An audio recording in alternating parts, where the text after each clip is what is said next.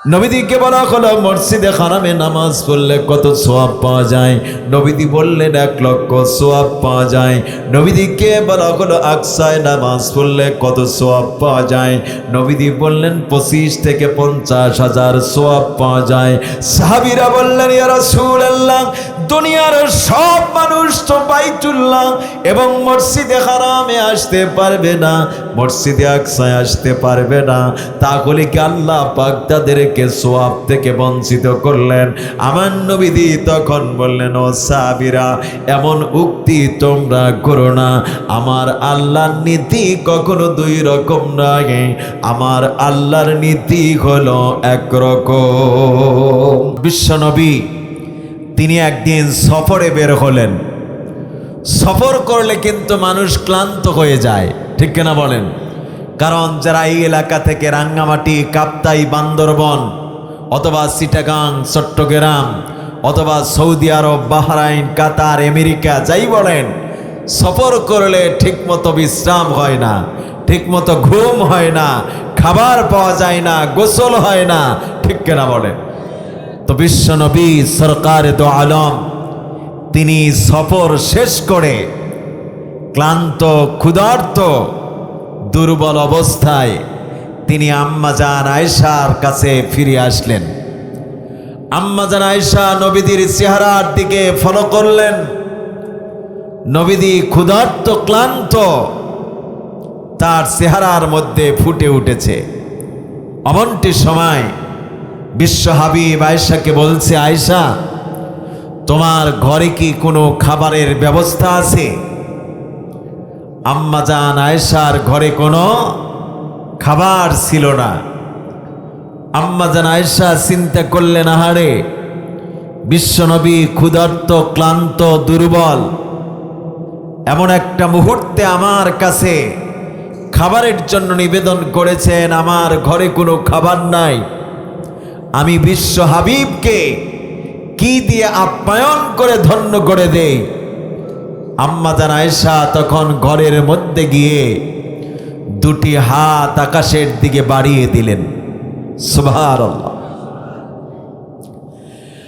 আমার প্রিয় বন্ধুগণ, আম্মাজান আয়েশা ঘরের মধ্যে বসে বসে আল্লাহর কাছে ফরিয়াদ করে বলছে, মাবুদ পরওয়ারদিগার, বিশ্বনবী সফর করেছেন ক্লান্ত, দুর্বল, ক্ষুধার্ত অবস্থায়, আমার কাছে খাবারের জন্য নিবেদন করেছেন, আমার ঘরে তেমন খাবারের ব্যবস্থা নাই।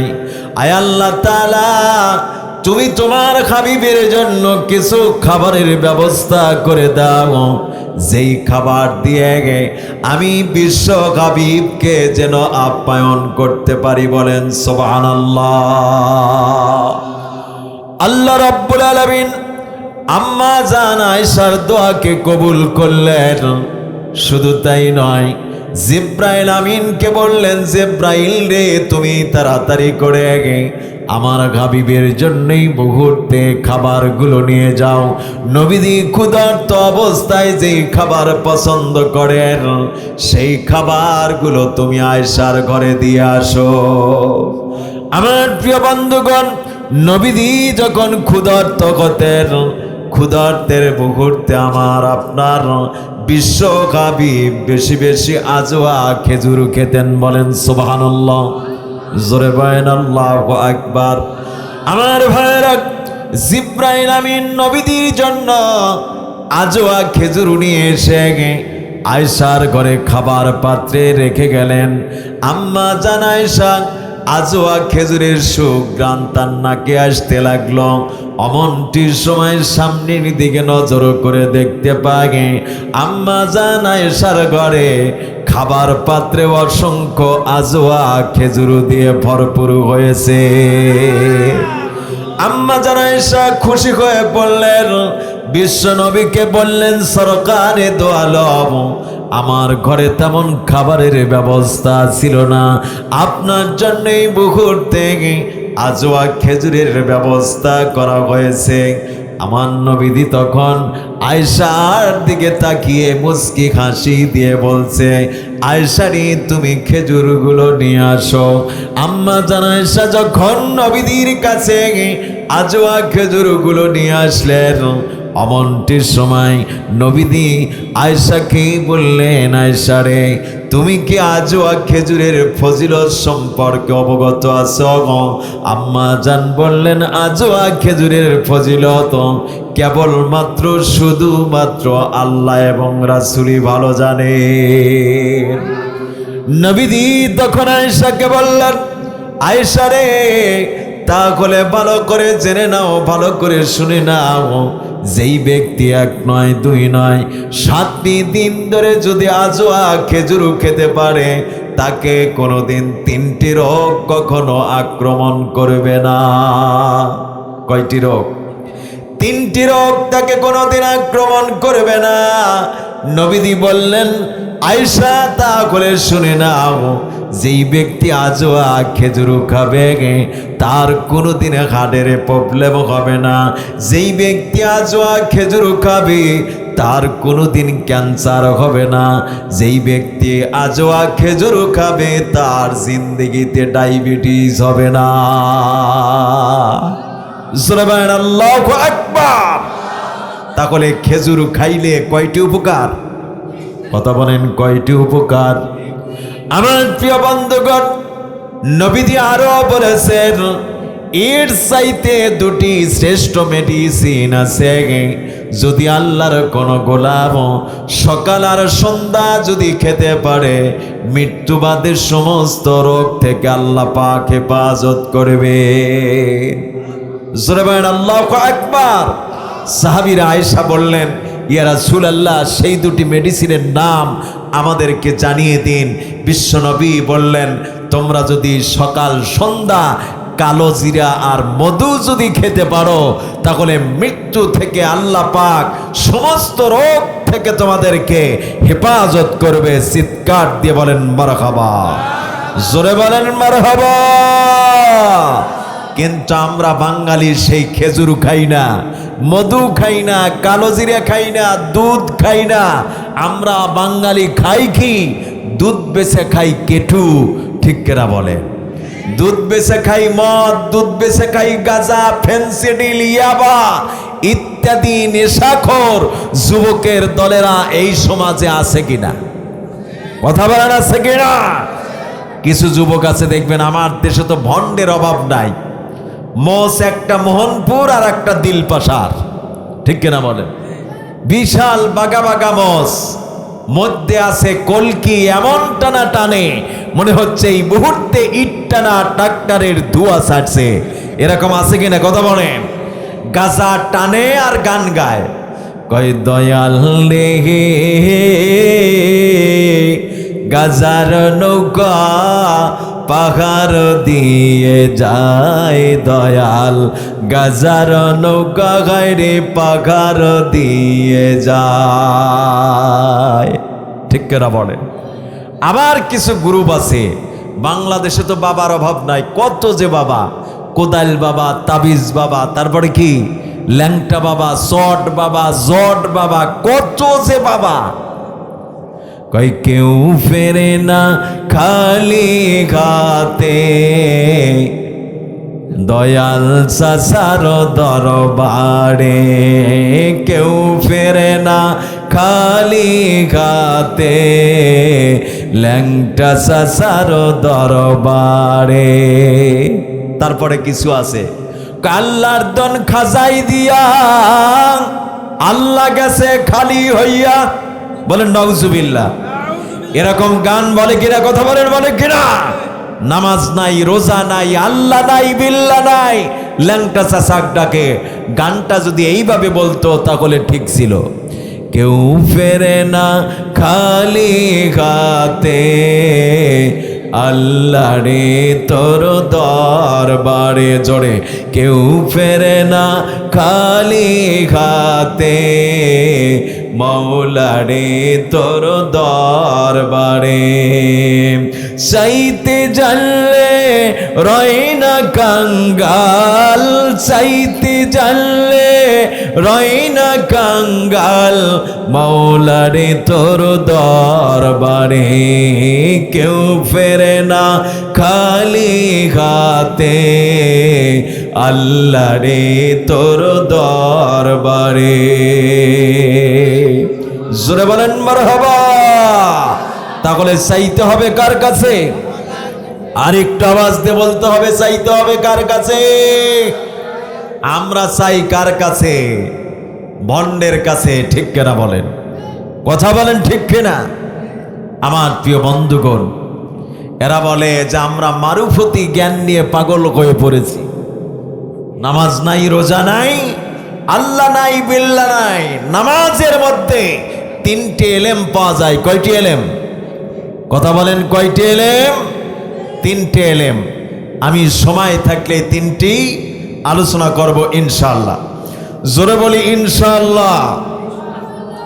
রাসূল আকরাম সাল্লাল্লাহু আলাইহি ওয়াসাল্লাম আয়েশার দেওয়া খেজুরগুলো নবীজি চিবিয়ে চিবিয়ে খেলেন এবং আয়েশার মুখেও তুলে দিলেন। জোরে বলি আল্লাহু আকবার। জোরে বলি আল্লাহু আকবার। আমার প্রিয় বন্ধুগণ, নবীজি কিছুক্ষণ পরে আয়েশাকে বললেন, আয়েশা রে, তুমি একটু আমার জন্য বিশ্রামের ব্যবস্থা করে দাও। আম্মা জান আয়েশা নবীজির জন্য একটা খেজুর চাটার বিছানা পেরে দিলেন। আমার নবীজি খেজুর চাটার বিছানার উপর ঘুমিয়েছেন। আম্মা জান আয়েশা ফলো করলেন, নবীজি যেই জায়গায় ঘুমিয়ে আছে কে যেন নবীজির মাথার কাছে বসে বসে পাখা দিয়ে বাতাস দেয়। আমার প্রিয় ভাইয়েরা, নবীজিকে যিনি বাতাস দিতেছিলেন দুনিয়ার কোন সাধারণ কোন মানুষ নয়, তিনি হলেন আল্লাহর পক্ষ থেকে জিব্রাইল আলাইহিস সালাম। আমার প্রিয় বন্ধুগণ, কিছুক্ষণ পরেই নবীজির বিশ্রাম শেষ হয়ে গেল। অমনটির সময় নবীজি আয়েশাকে বললেন, আয়েশা রে, তুমি আমার সব চাইতে উত্তম পোশাকটা বের করে নিয়ে আসো। নবীজির এমন একটা উত্তম পোশাক ছিল, যেই পোশাকটি বিশ্ব হাবিব মেরাজের রজনীতে আল্লাহ পাক তাকে দান করেছিলেন। আল্লাহু আকবার। জোরে বলেন আল্লাহু আকবার। এ মাসের নাম কি? একটা আওয়াজ দিয়ে বলতে হবে, এ মাসের। হায়রে মুসলমান, অনেকেই জানে না আজকে রজব মাসের চাঁদ উদিত হয়েছে। আল্লাহুম্মা বারিক লানা ফি রজব ওয়া শাবান ওয়া বাল্লিগনা রমাদান। আল্লাহু আকবার। জোরে বলি আল্লাহু আকবার। এই মাসেই বিশ্ব হাবিব মেরাজ পরিভ্রমণ করেছিলেন। ঠিক কিনা বলেন? কথা বলেন ঠিক কিনা? এই মেরাজের রজনীতে আল্লাহ পাক বিশ্ব হাবিবকে এমন একটা পোশাক দিয়েছিলেন, যেই পোশাকের চমৎকার আকর্ষণ ছিল সাহাবীদের মাঝে। জোরে বলেন মারহাবা। আরো জোরে বলি মারহাবা। নবীজি সুন্দর পোশাক পরিধান করলেন। আয়েশার ঘর থেকে বের হয়ে পড়লেন। আম্মা জান আয়েশা সঙ্গে সঙ্গে ঘরের জানালা খুলে তাকিয়ে আছেন। বিশ্বনবী কোথায় যান, কি করেন, এই নিদর্শন দেখার জন্য। আমার প্রিয় বন্ধুগণ, নবীজি কদম মোবারক মেরে মেরে ওই পাহাড়ের পাদদেশে রওনা করেছে। পাহাড়ের পাদদেশে অসংখ্য সাহাবীরা নবীজির অপেক্ষায় বসে আছেন। আমার নবীজি যখন সাহাবীদের মাঝে গমন করলেন, সকল সাহাবীরা নবীজিকে সম্মান নিবেদন করার জন্য দাঁড়িয়ে গেলেন। সুবহানাল্লাহ। অথচ আমরা যুবকের দলেরা আমাদের কাছে কোনো ওস্তাদ আসলে, মুরব্বী আসলে দাঁড়ানো তো দূরের কথা, সালাম পর্যন্ত দেই না। ঠিক কিনা বলে? কথা বলেন ঠিক কিনা? আমার প্রিয় বন্ধুগণ, নবীজি সাহাবীদেরকে হাতের ইশারা দিয়ে বসার জন্য অনুমতি প্রদান করলেন। প্রিয় বন্ধুগণ আমার, সকল সাহাবীরা মাটিতে বসে পড়লেন। আমার নবীজি যেই জায়গায় দাঁড়িয়ে দাঁড়িয়ে কোরআনুল কারীমের তেলাওয়াত করতেছিলেন, ঠিক সেই জায়গায় আসমান থেকে জমিন পর্যন্ত নবীদের মাথার উপর পানি ঝরতেছে। আমার প্রিয় ভাইয়েরা, এই কোরআন যখন নবীজি তেলাওয়াত করতেন, চন্দ্র সূর্য লৌহ কলম গাছ বৃক্ষ তরুলতা পিপিলিকা মৎস্যকুল সকলেই নিস্তব্ধতা বিরাজমান করে করে নবীদের কণ্ঠে কোরআন শোনার জন্য ধন্য হয়ে যেত। শুধু তাই নয়, আমার নবীজি বলেন, আমার সম্মুখে হাজার হাজার জিনেরা এসে এসে কোরআন শুনতো। সুবহানাল্লাহ পড়েন। শুধু তাই নয়, কোরআন শুনে শুনে তারা তাওহীদের কালেমা পড়ে মুসলমান হয়ে যেত। নবীজি বলেন, আমি এমন একটা রজনীতে যখন আল্লাহর বাণী তেলাওয়াত করতেছিলাম, ওই সময় আমি ফলো করলাম আমার সম্মুখে অসংখ্য জিনেরা বসে আছে। এই জিনদের মধ্যে যিনি সর্দার ছিলেন, তার নাম ছিল হুমা নামক জিন। বলেন সুবহানাল্লাহ। জিনদের নামে একটা সূরা আছে কিনা কথা বলেন। জিনদের নামে একটা সূরা আছে। এই সূরার তাফসীর পড়ে দেখবেন, তাফসিরে ইবনে কাসির, তাফসিরে মাজহারির বর্ণনায় পাওয়া যায়। আমার প্রিয় বন্ধুগণ, এই আপনার এই জিনদের সর্দারের নাম ছিল হুমা নামক জিন, যার হাজার হাজার বয়স ছিল। আমার প্রিয় বন্ধুগণ, নবীদের কোরআন তেলাওয়াত শুনতে শুনতে এক পর্যায়ে হুমা নামক জিন নবীদিকে বলতেছেন, ইয়া নবী আল্লাহ, ইন্না সামি'না কুরআন আযাবা। হে রাসূল, আপনি কত আশ্চর্য ধরনের তেলাওয়াত আমাদেরকে শোনালেন। এত সুন্দর তেলাওয়াত এই পৃথিবীতে আমাদেরকে আজ পর্যন্ত কেউ শোনাতে পারে নাই। আমরা জাব্বুর কিতাবের তেলাওয়াত শুনেছি দাউদ নবীর কণ্ঠ থেকে, অথচ তাফসীরের বর্ণনায় পাওয়া যায় দাউদ নবী যখন জাব্বুর কিতাব তেলাওয়াত করতেন, সাগরের মৎস্যকুল তেলাওয়াত শোনার জন্য ধন্য হয়ে যেত। জিনেরা বলতে লাগলো, ইয়া রাসূলুল্লাহ, আমরা সেই দাউদ নবীর কণ্ঠ থেকে জাব্বুর কিতাবের তেলাওয়াত শুনেছি, আমাদেরকে আকর্ষণ করতে পারে নাই। আমরা মুসা নবীর কণ্ঠ থেকে ওই তাওরাত কিতাবের তেলাওয়াত শুনেছি, আমাদেরকে কখনোই মুগ্ধ করতে পারে নাই। আমরা ঈসা নবীর কণ্ঠ থেকে ইনজিল কিতাবের তেলাওয়াত শুনেছি, আমাদেরকে পাগল করতে পারে নাই। কিন্তু আপনি এত সুন্দর তেলাওয়াত শোনালেন, আমরা না বলে পারছি না। এই মুহূর্তে আপনাকে সাক্ষী রেখে ঘোষণা দিয়েছিলাম, ইলাহা ইল্লাল্লাহু মুহাম্মাদুর লা ইলাহা ইল্লাল্লাহ, জোরে লা ইলাহা।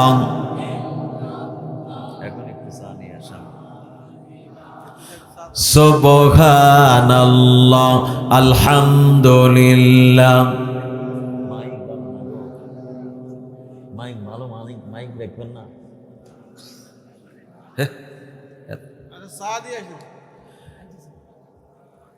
লা ইলাহা ইল্লাল্লাহ,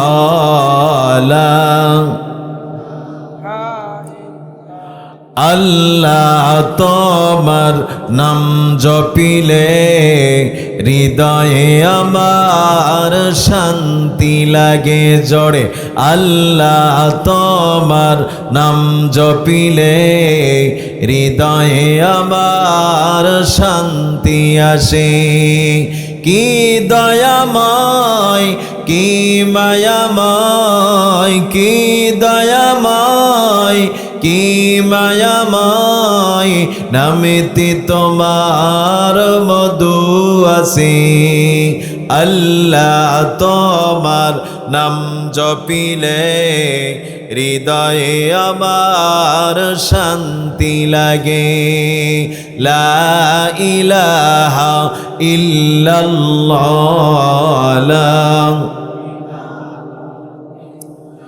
সুবহানাল্লাহ আলহামদুলিল্লাহ লা ইলাহা ইল্লাল্লাহ।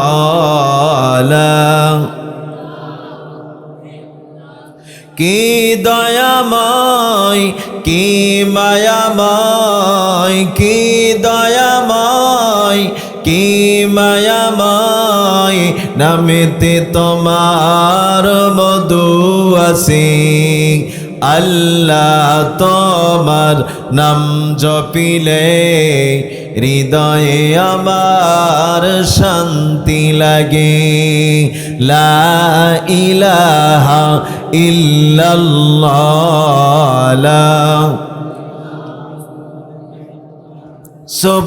আলহামদুলিল্লাহ লা ইলাহা ইল্লাল্লাহ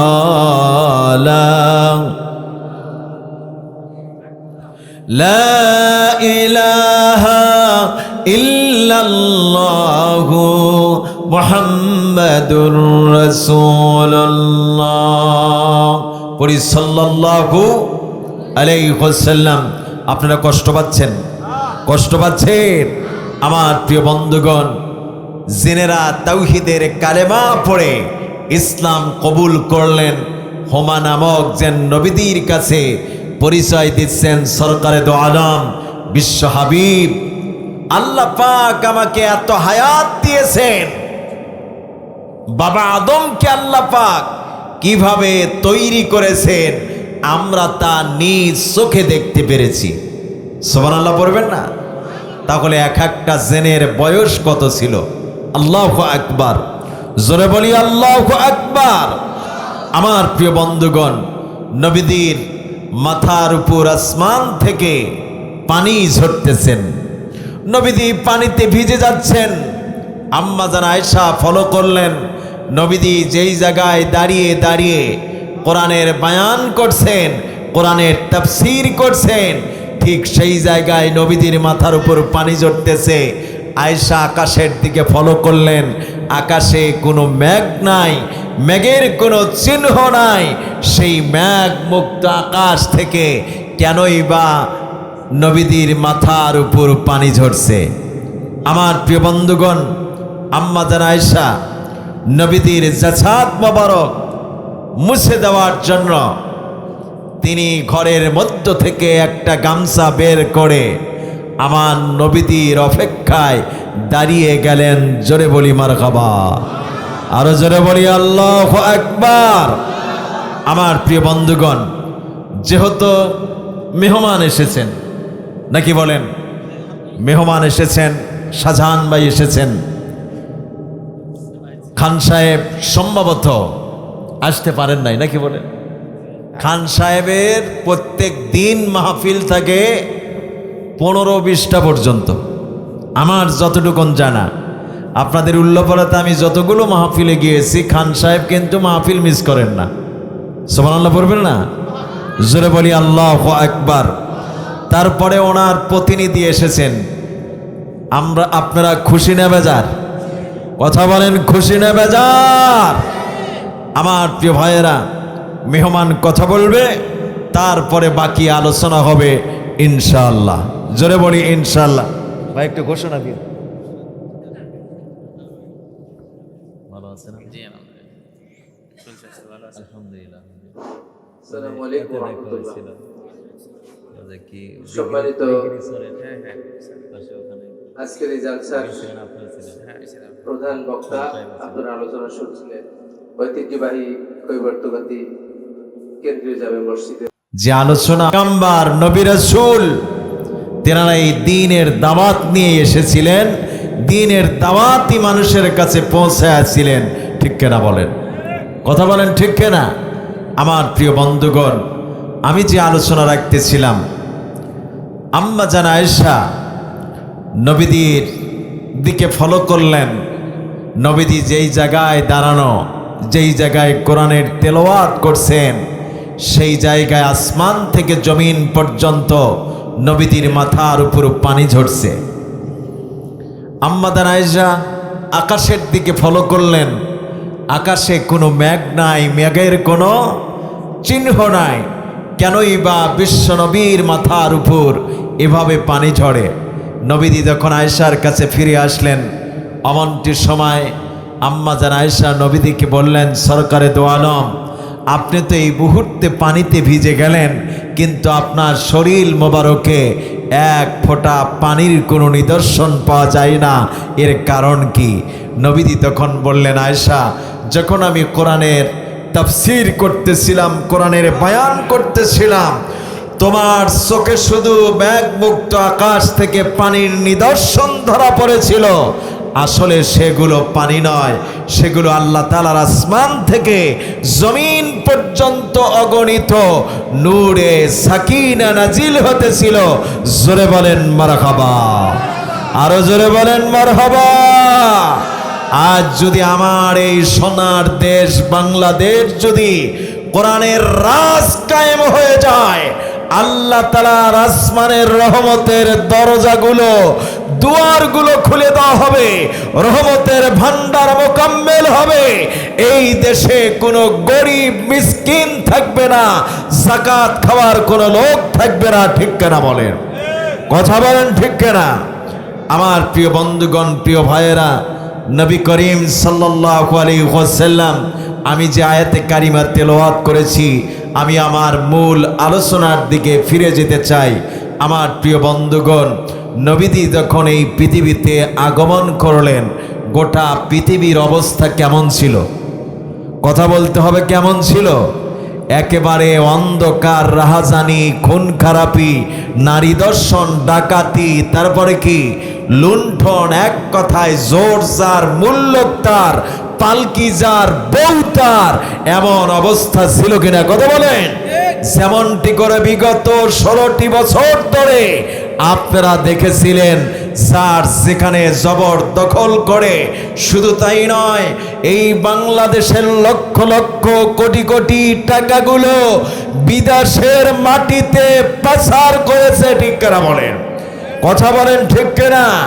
শুধু তাই নয়, ইসলামিক আন্দোলনের কর্মীদেরকে হাজার হাজার মামলা দিয়ে বাড়ি ছাড়া করেছিল, গুম করেছিল, এমনকি বিচারের নামে বিচারিক কায়দায় আমার দেশের কোরআনের পাখিগুলোকে শহীদ করা হয়েছে। ঠিক কিনা বলেন? কথা বলেন ঠিক কিনা? এখনো বাতিল শক্তি কিন্তু থেমে নাই।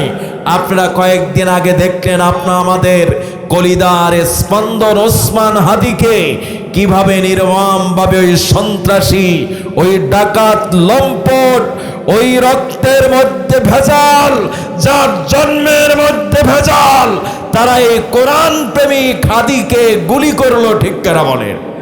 কথা বলেন ঠিক কিনা? যেই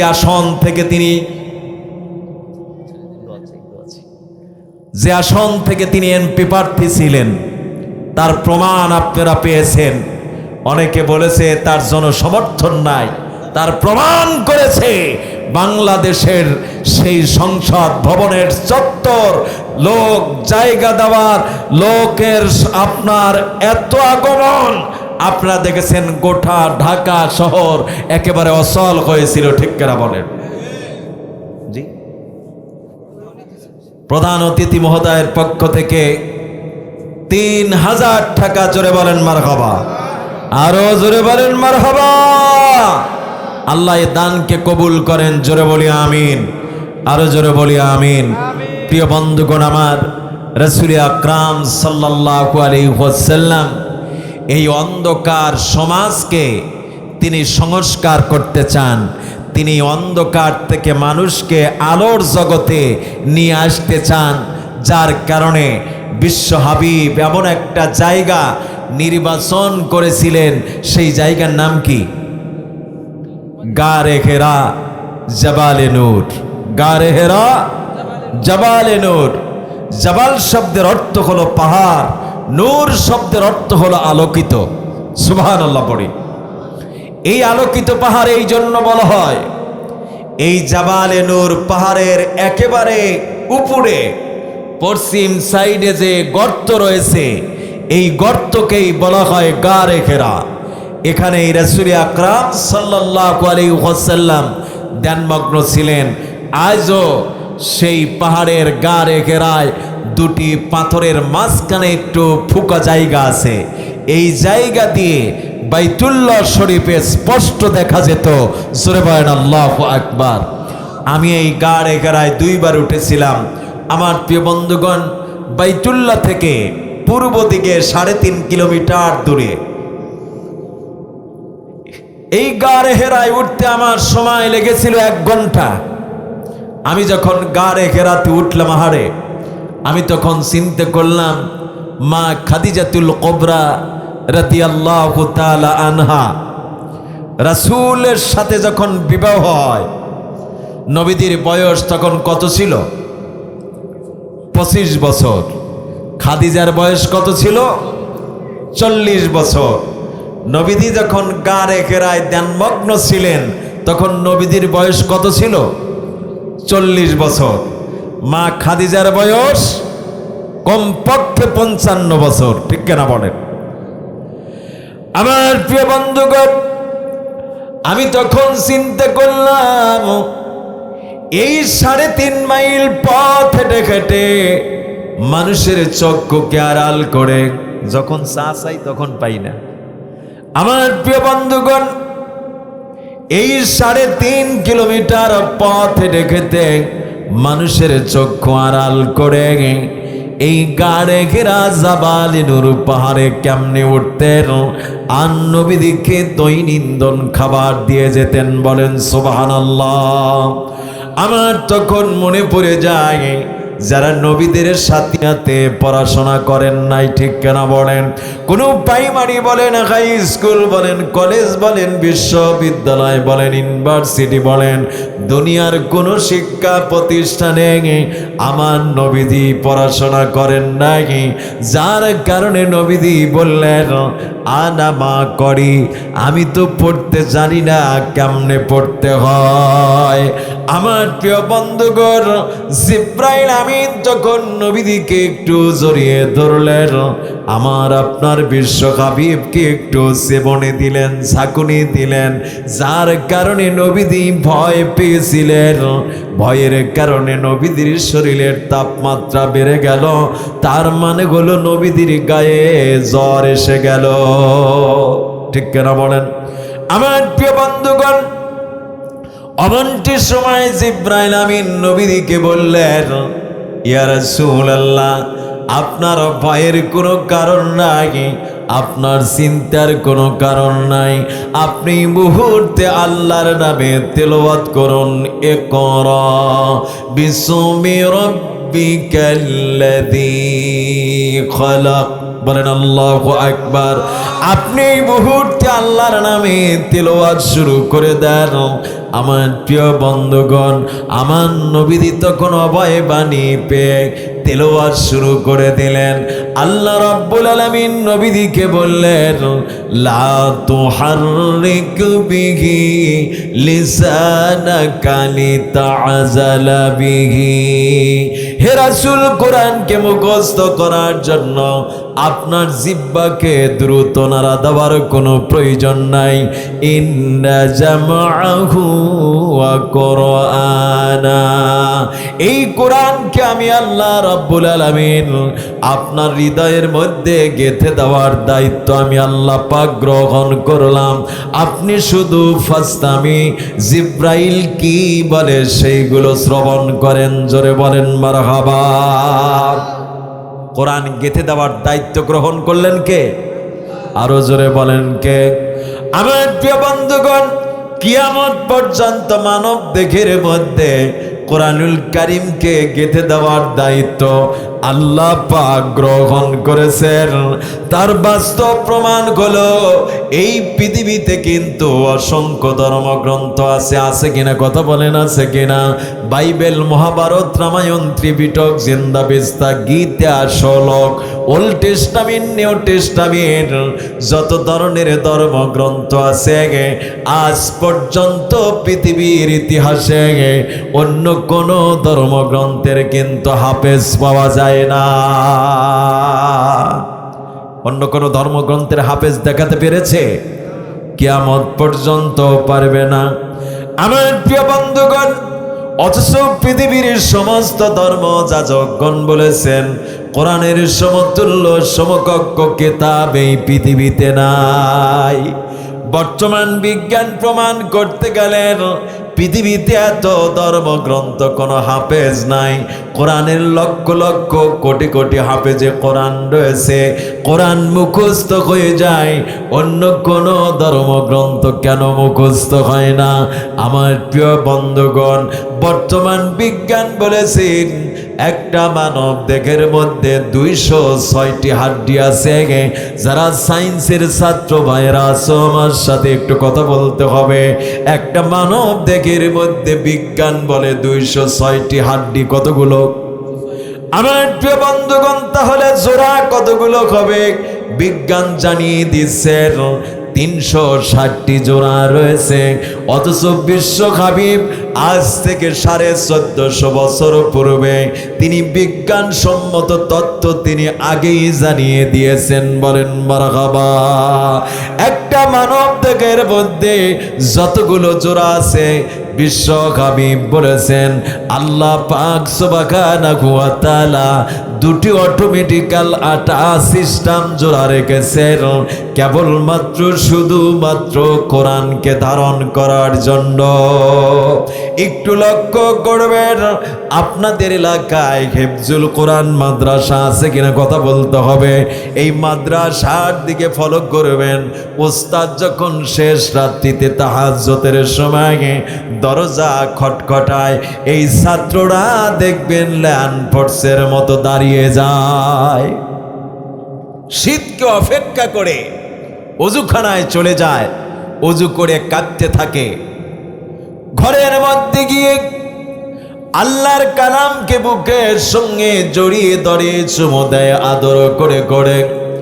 যখন রিহালের উপর বিছিয়ে তেলাওয়াত শুরু করে দেন, ইজাস সামাউ ফাতারাত ওয়া ইজাল কাওয়াকিবু তাসারাত ওয়া ইজাল বিহারু ফুজ্জিরাত ওয়া ইজাল কুবুরু বু'সিরাত আলিমাত নাফসুম মা قدمت وأخرت يا أيها الإنسان ما غرك بربك الكريم الذي خلقك فسواك فعدلك في أي سورة ما شاء ركبك জোরে বলেন মারহাবা, জোরে বলেন মারহাবা। হাফেজি কোরআনেরা যখন এইভাবে তিলাওয়াত করতে করতে দেখবেন ঢোলা শুরু করে দেয়, ঠিক কিনা বলেন?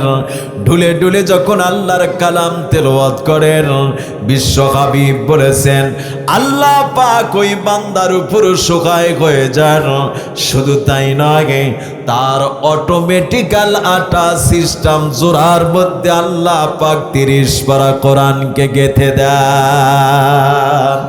আল কোরআনের পথ, এই পথই আসল পথ। জোরে আল কোরআনের পথ, এই পথই আসল পথ।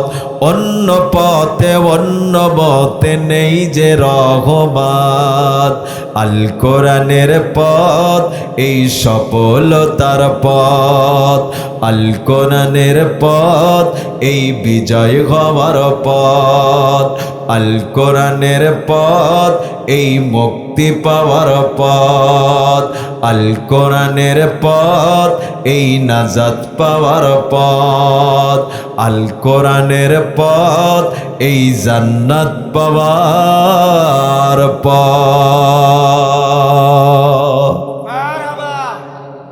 আমার প্রিয় বন্ধুগণ, নবীদিকে রিসালাতের দায়িত্ব বুঝে দেওয়া হলো, নবুয়তের কনস্টিটিউশন বুঝে দেওয়া হলো। আমার প্রিয় বন্ধুগণ, নবীদি গাড়ে ঘেরা থেকে যখন চলে আসলেন, অনেক ঘটনা আসে, এদিকে যাব না। আমার আপনার বিশ্ব হাবিব এই কোরআনের দাওয়াত যখন ময়দানে নিয়ে আসলেন, প্রকাশ্যে না গোপনে, কথা বলতে হবে, প্রকাশ্যে না গোপনে, 3টি বছর নবীদি গোপনে গোপনে দাওয়াত দিলেন।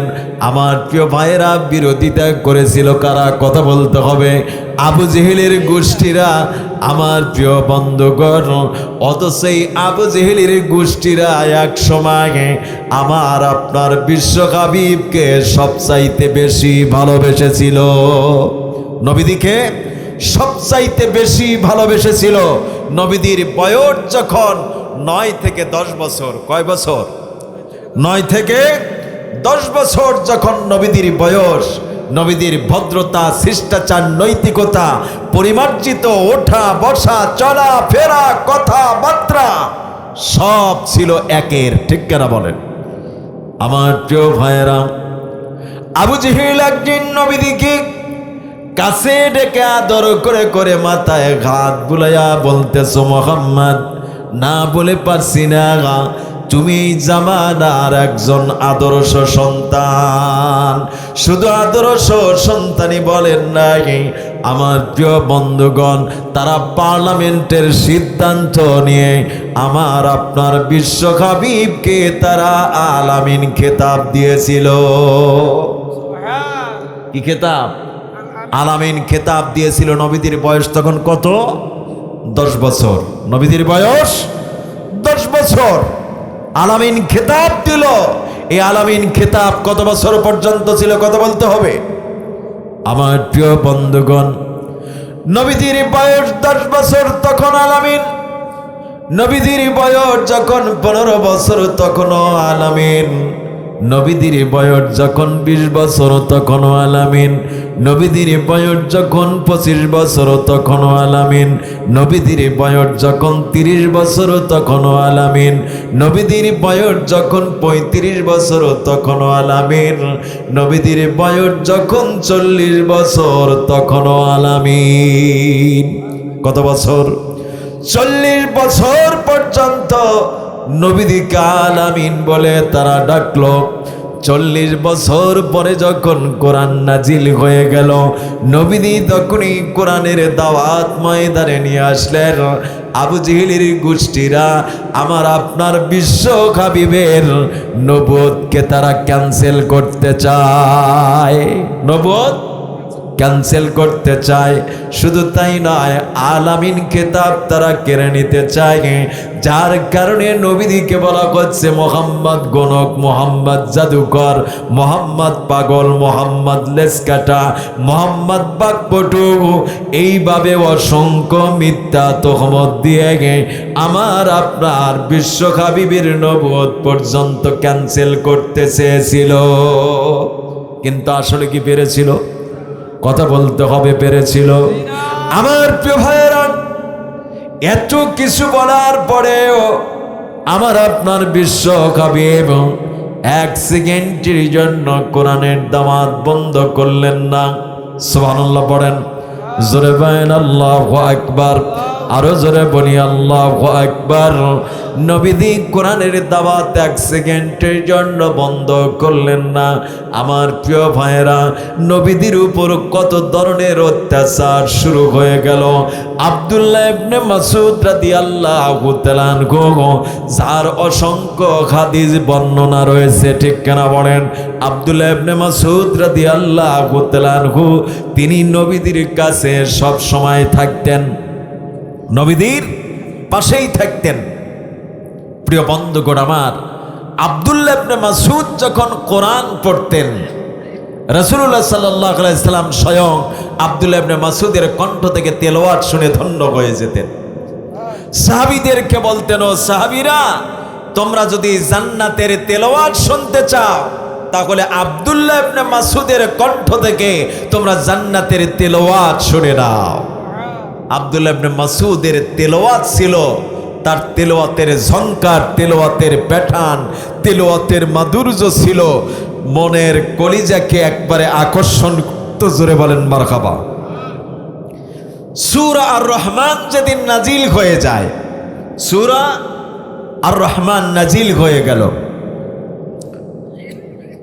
আব্দুল্লাহ ইবনে মাসউদ তখন নবীকে বলছেন, সরকারে দো আলম বিশ্ব হাবিব, কত সুন্দর সূরা নাজিল হয়েছে, যেই সূরা স্বয়ং আল্লাহ তাআলা জান্নাতবাসীদেরকে তেলাওয়াত করে শোনাবেন।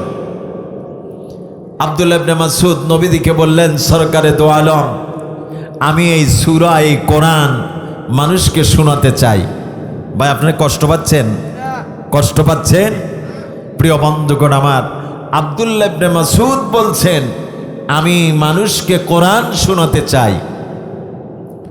নবীজি বললেন, আব্দুল্লাহ ইবনে মাসউদ, তুমি কোরআন শোনাবে, কিন্তু তুমি তো অবস্থান বুঝতে পেরেছ, চতুর্দিক দিয়ে আমাদের পিছনে শত্রুরা লেগেই আছে।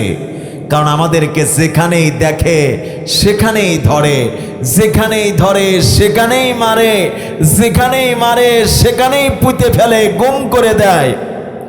এমন অবস্থায় তুমি কেমনে কোরআন শোনাবে? আব্দুল্লাহ ইবনে মাসউদ তখন নবীকে বললেন, সরকারে দো আলম, আমি আমার জীবনের পরোয়া করি না। সুবহানাল্লাহ বলেন। কারণ জন্মেছি যেদিন, মরেছি সেদিন। আমি এই কোরআন শোনাতে গিয়ে যদি আমার জীবন শেষ হয়ে যায়, এক সেকেন্ডের জন্য আমি কোরআন থেকে বিরত থাকবো না। আমি মানুষকে কোরআন শুনিয়েই ছাড়ব। আমাকে যদি টুকরা টুকরাও করা হয়, আমি আপনার অনুমতি চাই। আমার প্রিয় ভাইয়েরা, নবীজি আব্দুল্লাহ ইবনে মাসউদের মনের খবরটা কিন্তু বুঝতে পারলেন, ঠিক কিনা বলেন? আমার নবীজি তখন আব্দুল্লাহ ইবনে মাসউদকে অনুমতি দিয়ে দিলেন। আব্দুল্লাহ ইবনে মাসউদ তখন বাইতুল্লাহর আঙ্গিনায় চলে আসলেন। বাইতুল্লাহতে যেই জায়গায় হাজরে আসওয়াদ পাথর, বাইতুল্লাহর দক্ষিণ কর্নারে আপনার হাজরাতে আসওয়াদ পাথর, আর মাকামে ইব্রাহিম পাথর হলো পূর্ব পাশে। এই দুই পাথরের মাঝখানে আব্দুল্লাহ ইবনে মাসউদ দাঁড়িয়ে গেলেন। সুবহানাল্লাহ পড়েন। এই জায়গায় দাঁড়িয়ে দাঁড়িয়ে আব্দুল্লাহ ইবনে মাসউদ তখন কোরআন তেলাওয়াত শুরু করেছেন। আর রহমানু আল্লামাল কোরআন খলাকাল ইনসান আল্লামাহুল বায়ান। এইভাবে করে যখনই কোরআন তেলাওয়াত শুরু করেছেন, চতুর্দিক দিয়ে মানুষের আশ্চর্য হয়ে গেল, এত সুন্দর তেলাওয়াত কোত্থেকে আসে রে? এত চমৎকার তেলাওয়াত।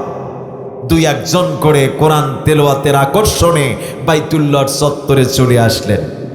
আসতে আসতে গোটা বাইতুল্লাহর আঙ্গিনায় একেবারে ভরপুর। আমার প্রিয় বন্ধুগণ, জনগণ শুনতেছে, শুনতে শুনতে এক পর্যায়ে তারা বলতেছে, আব্দুল্লাহ ইবনে মাসউদ যা তেলাওয়াত করেছে সত্য তেলাওয়াত করেছে। আব্দুল্লাহ ইবনে মাসউদ যা শুনিয়েছে সত্য শুনিয়েছে। এটা মানুষের তৈরি করা হতে পারে না। যেই মানুষগুলো কোরআন শুনতে এসেছে তারা কারা? সব হলো আবু জেহেলের গোষ্ঠী, ঠিক কিনা বলেন? সব আবু জেহেলের দলেরা।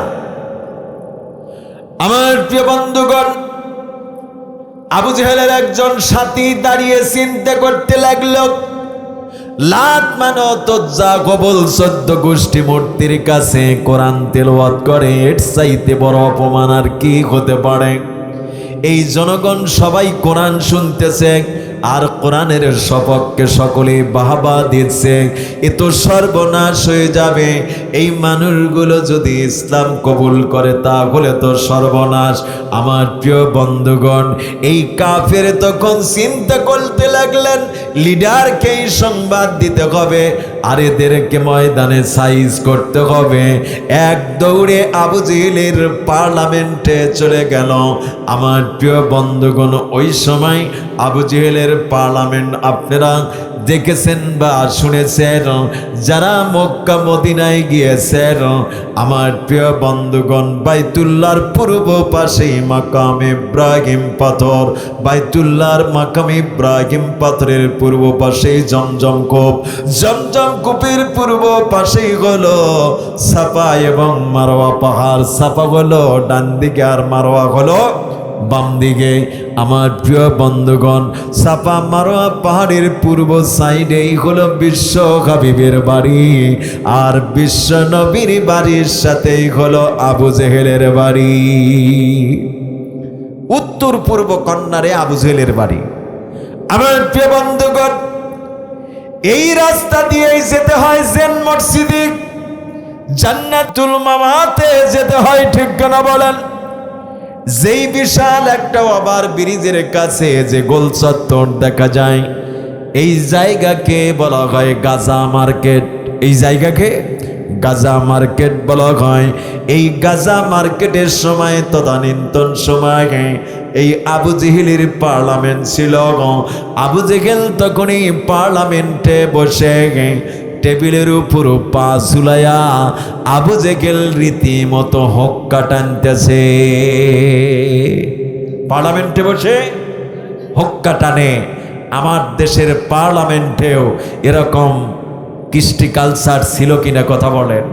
কত ধরনের যে গান গাইতো রে মমতাজ, বুক ফাইটটা যায়, অঙ্গ করে হাঁটটা যায়, সালাই মালাই কম্বিয়ান সাহ, কত ধরনের যে বাজো গান গাইছে, ঠিক কেনা বলেন?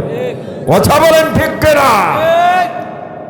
আমার প্রিয় বন্ধুগণ, এই কাফের আবু জেহেলকে বলছে ভাইজান সর্বনাশ।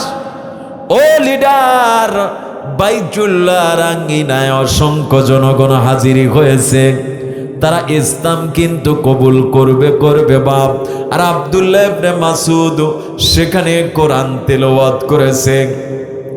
আবু জেহেল শুনে অবাক, বলে কি লাত মানত উজ্জা হবল এত মূর্তির কাছে আব্দুল্লাহ ইবনে মাসউদ এত বড় সাহস কোত্থেকে পায়? ওকে সাইজ করতে হবে, ওকে জমিন থেকে চিরতরের জনমে বিদায় করতে হবে। লাঠি সোটা নিয়ে বাইতুল্লাহর আঙ্গিনায় ঢুকে পড়েছে, সারাশি অভিযান। প্রিয় বন্ধুগণ আমার, এবার দেখা গেল আবু জেহেল লাঠি সোটা নিয়ে যখন অভিযান করলো, সব মানুষেরা ভয়ে ভীতু হয়ে চতুর্দিক দিয়ে তারা পালিয়ে চলে গেল। এমনটি সময় আবু জেহেল লাতের খাটি দিয়ে আব্দুল্লাহ ইবনে মাসউদকে এত জোরে আঘাত করা হলো, আঘাতের কারণে আব্দুল্লাহ ইবনে মাসউদের পাটা ভেঙে গেল। আমার প্রিয় বন্ধুগণ, ভাঙ্গা পা নিয়ে আব্দুল্লাহ ইবনে মাসউদ তখন বাইতুল্লাহর দরজা ধরে আবারও তেলাওয়াত শুরু করলেন। এবার আবু জেহেল চিন্তা করল, ওকে লাঠি দিয়ে মেরে পাটা ভেঙে দিলাম, তারপরেও কোরআন তেলাওয়াত বন্ধ করে না। এবার সে সিদ্ধান্ত নিয়ে ফেলেছে, আমি আবু জেহেলকে, আমি আব্দুল্লাহ ইবনে মাসউদকে চিরতরের জনমে শেষ করে দেব। আব্দুল্লাহ ইবনে মাসউদ যখন বুঝতে পারলেন আমাকে চিরতরের জনমে শেষ করে দিবে, অন্তত আমার কাছে যখন আবু জেহেল আসবে আমি তার একটা অঙ্গ হানি করে দেব। প্রিয় বন্ধুগণ আমার, সিদ্ধান্ত কি নিয়েছে? আব্দুল্লাহ ইবনে মাসউদ সিদ্ধান্ত নিয়েছে আবু জেহেল আসুক, ওকে আমিও সাইজ করব। আমার প্রিয় ভাইয়েরা, নাই লাথি মেরে ওর অন্ডকোষ শেষ করে দেব, অথবা তার হাত ভেঙে দেব, পা ভেঙে দেব, এমন সিদ্ধান্ত নিলেন কে? আব্দুল্লাহ ইবনে মাসউদ। জোরে বলেন না মারহাবা। আমার দেশে অন্ডকোষ ফাটাই নাই, কথা বলেন। ওই বিচারপতি মানিক চোরা আল্লামা কোরআনের পাখির বিরুদ্ধে মিথ্যা রায় দিয়েছিল, বাংলার জমিনে তার অবস্থা কি হয়েছিল? সিলেটের আদালতে যখন তোলা হলো, লাথি মেরে তার তপিল ফাটিয়েছিল। ঠিক কিনা বলেন? কথা বলেন ঠিক কিনা? প্রিয় বন্ধুগণ আমার, আব্দুল্লাহ ইবনে মাসউদের কাছে যখন আবু জেহেল আসলো, আব্দুল্লাহ ইবনে মাসউদ তখন ডান হাত দিয়ে তার কলার ধরেছে, কিন্তু লাথি দিবে পা ভাঙা। বাম হাত দিয়ে বিসমিল্লাহি আল্লাহু আকবার বলে আবু জেহেলের গালে এত জোরে থাপ্পড় মেরেছে, থাপ্পড়কে আবু জেহেল জমিনে সিটপাটা। এই ফাঁকে আব্দুল্লাহ ইবনে মাসউদ রাদিয়াল্লাহু তাআলা আনহু বাঙ্গা পা নিয়ে নবীদের বাড়ির দিকে খুকরিয়ে দৌড়াচ্ছে। জোরে বলেন না আল্লাহু আকবার, আরো জোরে বলেন আল্লাহু আকবার।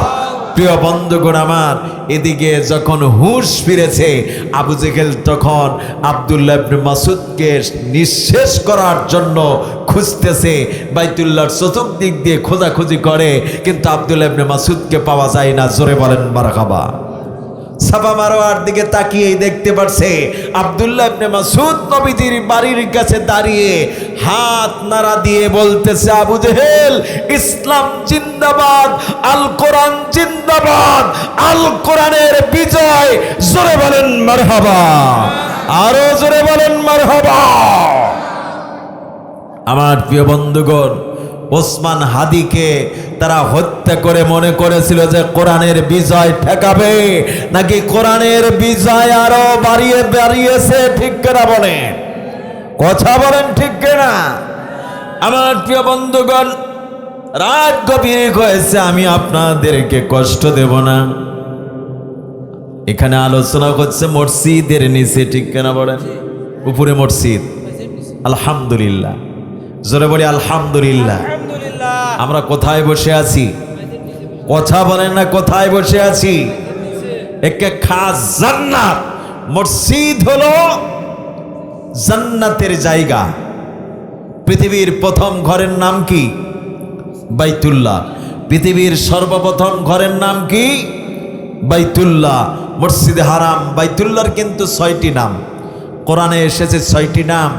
মসজিদে হারাম, বাইতুল্লাহ, তারপরে কি বালাদুল আমিন। এইভাবে 6টি নাম কোরআনে এসেছে। আমার প্রিয় বন্ধুগণ, এই বাইতুল্লাহর অনেক কাহিনী রয়েছে। নূহ আলাইহিস সালামের মহাপ্লাবনের সময়, যখন মহাপ্লাবনের সময় কিতাবের বর্ণনা এসেছে, বাইতুল্লাহকে চতুর্থ আসমানে আল্লাহ পাক উঠায় নিয়েছিলেন।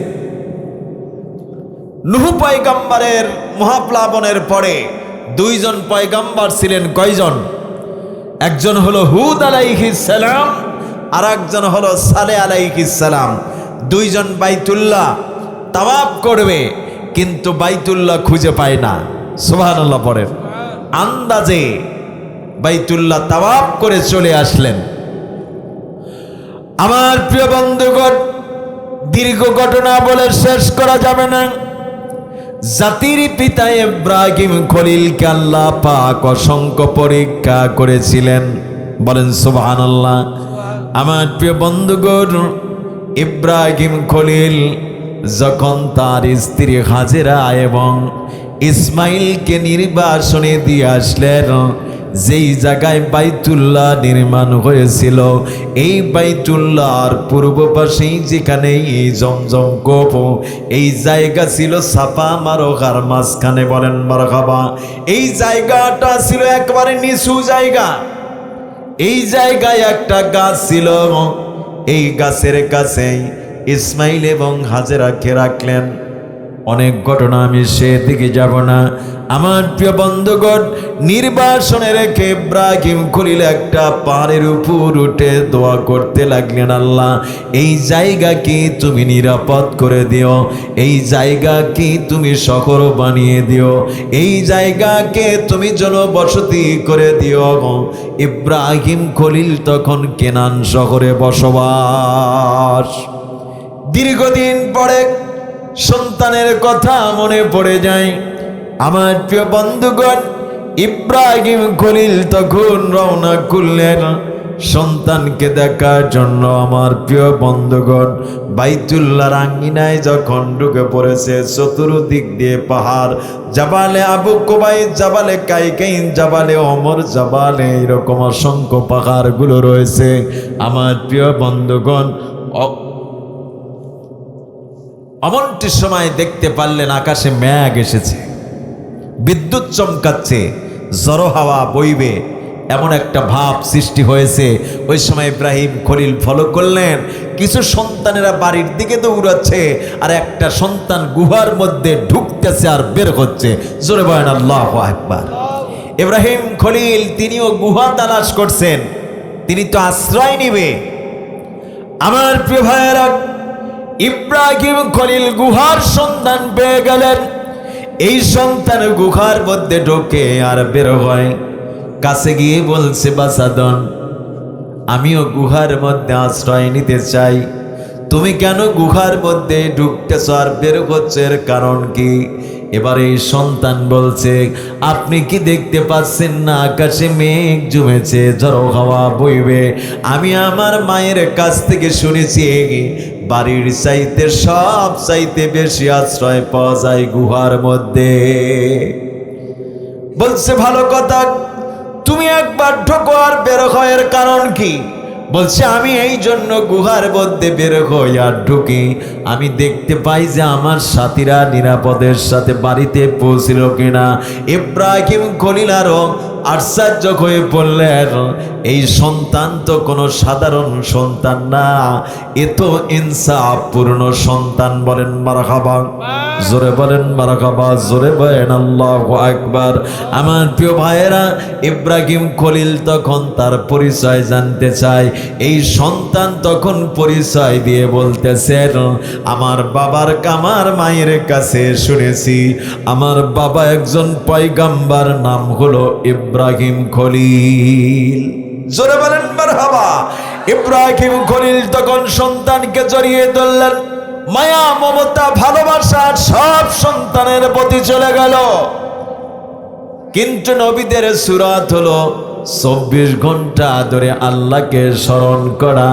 ওই সময় সব শরণাপন্ন ভালোবাসা সন্তানের দিকে।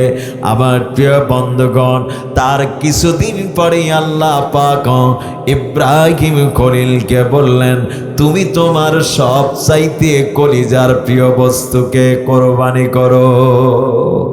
ঠিক কেনা বলেন? আমি সেদিকে যাব না। আল্লাহ রাব্বুল আলামিন ইব্রাহিম খলিলকে বললেন, ইব্রাহিম রে ঘর বানাতে হবে। আমার প্রিয় বন্ধুগণ, ইব্রাহিম খলিল বললেন, আল্লাহ ঘর বানাবো কি দিয়া? এখানে তো রড নাই, সিমেন্ট নাই, বালু নাই, শুধু পাথর আর পাথর। আল্লাহ পাক বললেন, ইব্রাহিম রে, এই ঘর বানানোর জন্য রডের প্রয়োজন নাই, সিমেন্টের প্রয়োজন নাই, তুমি একটা পাথর আর একটা পাথরের উপর রেখে দাও, আমি আল্লাহ পাক কুদরতি আঠা দিয়ে পাথরগুলো জোড়া লাগিয়ে দেব। আমার ভাইয়েরা, ইব্রাহিম খলিল এই ঘর বানানোর জন্য জুগালদার নির্বাচন করলেন নিজের কলিজার টুকরো সন্তান ইসমাইল। আল্লাহু আকবার। ইসমাইল আলাইহিস সালাতু ওয়াস সালামের বয়স তখন 14 থেকে 15 বছর। বাপ বেটা মিলে যখন বাইতুল্লাহ তৈরি করবে, ইব্রাহিম খলিল বললেন, আল্লাহ ঘর বানাবো কোন জায়গায়, তুমি সেই জায়গা দেখিয়ে দাও। আল্লাহ রাব্বুল আলামিন তখন ইব্রাহিম খলিলকে জায়গা দেখিয়ে দিলেন। ওয়া ইয বাওয়ানা লি ইব্রাহিমা মাকানাল বাইত। আল্লাহ রাব্বুল আলামিন বললেন, ইব্রাহিম এই জায়গায় তুমি ঘর নির্মাণ করো। আল্লাহর খলিল যখন ইসমাইলকে নিয়ে ঘর বানাতে লাগলেন, ইসমাইল বাবার হাতে পাথরগুলো তুলে দেয়, আর ইব্রাহিম খলিল আর একটা পাথরের উপর যখন রেখে দেন, আল্লাহ পাক কুদরতি আঠা দিয়ে পাথরগুলো জোড়া লাগিয়ে দেন। গাঁথুনি দিতে দিতে মাথা পর্যন্ত যখন গাঁথুনি হয়ে গেল, আল্লাহর খলিল চিন্তা করলেন উপরে কেমনে উঠবো আর কেমনে গাঁথবো, ছাদ কেমনে দেব। এখন তো কত অত্যাধুনিক ডিজিটাল কায়দা এসেছে, ঠিক কেনা বলেন। কোনো ইট যখন গাঁথুনি দেওয়া হয় ইটের মাঝে মাঝে কিন্তু ফাঁকা রাখা হয়, ঠিক কেনা বলেন। তার মানে হলো সেখানে বাঁশ ঢুকাবে, খুঁটি পুঁতবে, চাংড়া বানাবে, ঠিক কেনা বলেন। তখন এই পদ্ধতি ছিল না। ইব্রাহিম খলিল চিন্তা করলেন উপরে কেমনে গাঁথব। আল্লাহ রাব্বুল আলামিন সাথে সাথে জান্নাত থেকে দুটি পাথর পাঠিয়ে দিলেন। একটি পাথরের নাম হলো মাকামে ইব্রাহিম পাথর, আর একটি পাথরের নাম হলো হাজরে আবিয়াদ পাথর। আবিয়াদুন শব্দের অর্থ হলো দুধের মতো সাদা, এ যাকে বলা হয় হাজরে আসওয়াদ পাথর। এই দুটি পাথর প্রেরণ করলেন। মাকামে ইব্রাহিম পাথরের কি কোয়ালিটি ছিল, কি কুদরতি নিদর্শন। আল্লাহর খলিল যখন পা রাখতেন, নবীজি বলেছেন খলিলের জন্য আল্লাহ পাক পাথরকে তুলার মতো নরম বানায় দিতেন। যখন উপরের দিকে ওঠার প্রয়োজন হতো পাথর লিফটের মতো উঠতো, নিচের দিকে নামার প্রয়োজন যখন হতো পাথর লিফটের মতো নেমে যেত। সুবহানাল্লাহ পড়েন। আমার প্রিয় বন্ধুগণ, এইভাবে করে যখন বাইতুল্লাহ নির্মাণ হয়ে গেল, আল্লাহ রব্বুল আলামিন ইব্রাহিম খলিলকে বললেন, ইব্রাহিম রে তুমি বাইতুল্লাহর দরজা সেটিং করে দাও। ইব্রাহিম খলিল নিজের ইচ্ছা মতো বাইতুল্লাহর দরজা পশ্চিম দেওয়ালে লাগাতে যায়। বাইতুল্লাহর দরজা পশ্চিম দেওয়ালে সেটিং হয় না। পূর্ব দেওয়ালে যখন সেটিং করতে যাই দরজা সেট হয়ে যায়। আল্লাহু আকবার, আরো জোরে বলেন আল্লাহু আকবার। ইব্রাহিম খলিল সিজদায় পড়ে গেলেন, আল্লাহ বাইতুল্লাহর দরজা পূর্ব দিকে সেট হয়ে যায়, আমি আমার ইচ্ছা মতো বাইতুল্লাহর দরজা পশ্চিম দিকে সেট করতে গেলাম, সেট হয় না। পূর্ব দেওয়ালে কেন সেট হয়ে গেল? আল্লাহ রাব্বুল আলামিন তখন ইব্রাহিম খলিলকে বললেন, ইব্রাহিম রে তুমি আমার কাছে ফরিয়াদ করেছিলে আমার বংশ থেকেই যেন আখিরি জামানার পয়গাম্বরের আগমন ঘটে। তোমার বংশ থেকে আখিরি জামানার পয়গাম্বর এই পৃথিবীতে আগমন করবে, যার বসবাসের জায়গা হবে এই বাইতুল্লাহর পূর্ব পাশেই। বলেন মারহাবা, জোরে বলেন আল্লাহু আকবার। আমার প্রিয় বন্ধুগণ, আপনারা লক্ষ্য করবেন যারা বাইতুল্লাহর পূর্ব পাশে যত রাষ্ট্রগুলো রয়েছে অধিকাংশ মানুষগুলো হবে জান্নাতি মানুষ, আর বাইতুল্লাহর পশ্চিম দিকে যত রাষ্ট্র আছে সব হলো সাদা কুত্তর দলেরা। ঠিক কেনা বলেন, কথা বলেন ঠিক কেনা? এরা অধিকাংশ হবে জাহান্নামী। আমাদের নসিব ভালো না খারাপ? আমার প্রিয় বন্ধুগণ, নবীজিকে প্রশ্ন করা হলো, ইয়া রাসূলুল্লাহ এই পৃথিবীর শ্রেষ্ঠ জায়গা কোনটি? নবীজি বললেন মসজিদে হারাম। সাহাবীরা আবার বললেন এর পরের শ্রেষ্ঠ জায়গা কোনটি? নবীজি বললেন মসজিদে আকসা। এই দুটি মসজিদের নাম আল্লাহ পাক কোরআনুল কারীমের মধ্যে কোট করে রেখেছেন। সুবহানাল্লাযী আসরা বিআবদিহি লাইলাম মিনাল মাসজিদিল হারামি ইলাল মাসজিদিল আকসা। জোরে বলেন মারহাবা, জোরে বলেন মারহাবা। নবীজিকে বলা হলো মসজিদে হারামে নামাজ পড়লে কত সওয়াব পাওয়া যায়? নবীজি বললেন 1 লক্ষ সওয়াব পাওয়া যায়। নবীজিকে বলা হলো আকসায় নামাজ পড়লে কত সওয়াব পাওয়া যায়? নবীজি বললেন 25 থেকে 50,000 সওয়াব পাওয়া যায়। সাহাবীরা বললেন ইয়া রাসূলুল্লাহ দুনিয়ার সব মানুষ তো বাইতুল্লাহ এবং মসজিদে হারামে আসতে পারবে না, মসজিদে আকসায় আসতে পারবে না, তাহলে কি আল্লাহ পাক তাদেরকে সওয়াব থেকে বঞ্চিত করলেন? আমার নবীজি তখন বললেন, ও সাহাবীরা এমন উক্তি তোমরা করো না। আমার আল্লাহর নীতি কখনো 2 রকম নয়, আমার আল্লাহর নীতি হলো 1 রকম। জোরে বলেন মারহাবা। নবীজি তখন ঘোষণা দিয়ে দিলেন, এই বাইতুল্লাহ আসার যাদের সামর্থ্য রয়েছে, যাদের টাকা আছে, পয়সা আছে আসার মতো, তাদের কিন্তু জীবনে একবার হজ করা ফরজ। ঠিক কিনা বলেন? হজ কয়বার ফরজ কথা বলতে হবে, তাদেরকে জীবনে একবার আসতেই হবে। আর যাদের আসার কোনো সামর্থ্য নাই, নবীজি তখন বললেন, মান বানা মাসজিদান বানা আল্লাহু লাহু বাইতি ফিল জান্নাহ, যেই ব্যক্তি পৃথিবীর যেই প্রান্তে মসজিদ বানাবে, আল্লাহ রব্বুল আলামিন তার জন্য জান্নাতের মধ্যে বাড়ি বানিয়ে দিবে। পৃথিবীর যেখানে মসজিদ বানাবে, ওই মসজিদে যখন নামাজ আদায় করতে যাবে, মসজিদে হারাম আর মসজিদে আকসায় নামাজ পড়লে যে সওয়াব পাওয়া যায়, তাদের আমল নামায় সেই